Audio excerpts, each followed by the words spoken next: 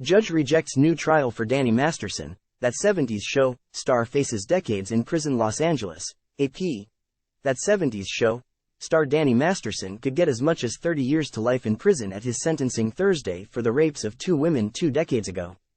Time equals 400 Ms. Greater than Los Angeles Superior Court Judge Charlaine F. Olmedo is set to sentence the 47-year-old actor after rejecting a defense motion for a new trial. She is hearing victim impact statements before issuing her ruling on what Masterson's sentence will be. The actor, who has been in custody since May, sat in court wearing a suit. "When you raped me, you stole from me," said one woman who Masterson was convicted of raping in 2003.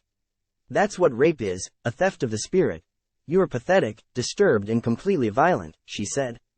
"The world is better off with you in prison." Time equals 400 Ms. Greater than the other woman Masterson was found guilty of raping said he has not shown an ounce of remorse for the pain he caused.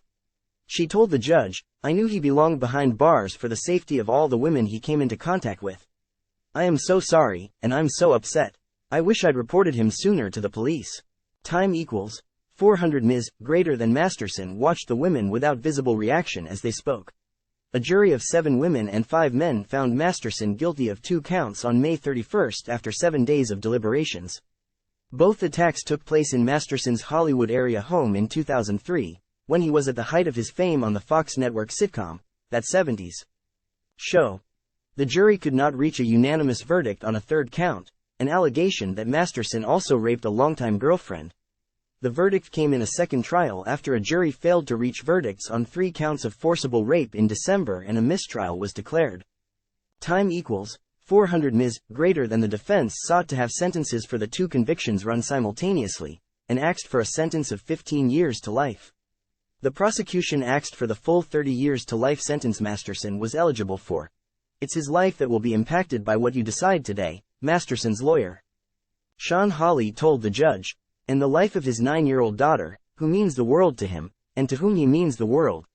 He has lived an exemplary life. He has been an extraordinary father, husband, brother, son, co-worker and community servant," Hawley said. Prosecutors alleged that Masterson used his prominence in the Church of Scientology, where all 3 women were also members at the time, to avoid consequences for decades after the attacks. The women blamed the church for their hesitancy in going to police about Masterson.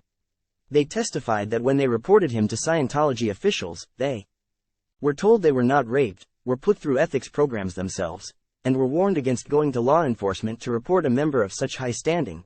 They were raped, they were punished for it, and they were retaliated against, Deputy District Attorney Reinhold Mueller told jurors at the trial. Scientology told them, "There's no justice for them." The church said in a statement after the verdict that the testimony and descriptions of Scientology beliefs during the trial were uniformly false. The church has no policy prohibiting or discouraging members from reporting criminal conduct of anyone. Scientologists are not to law enforcement, the statement said. Masterson did not testify, and his lawyers called no witnesses. The defense argued that the acts were consensual, and attempted to discredit the women's stories by highlighting changes and inconsistencies over time, which they said showed signs of coordination between them. The women whose testimony led to Masterson's conviction said that in 2003, he gave them drinks and that they then became woozy or passed out before he violently raped them. Olmedo allowed prosecutors and accusers to say directly in the second trial that Masterson drugged the women, while only allowing the women to describe their condition in the first. Masterson was not charged with any counts of drugging, and there was no toxicology evidence to back up the assertion. The issue could be a factor in a planned appeal from the defense of Masterson's conviction. The Associated Press does not typically name people who say they've been sexually abused.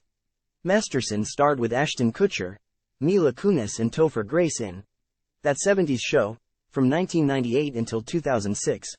He had reunited with Kutcher on the 2016 Netflix comedy, The Ranch, but was written off the show when an LAPD investigation was revealed the following year.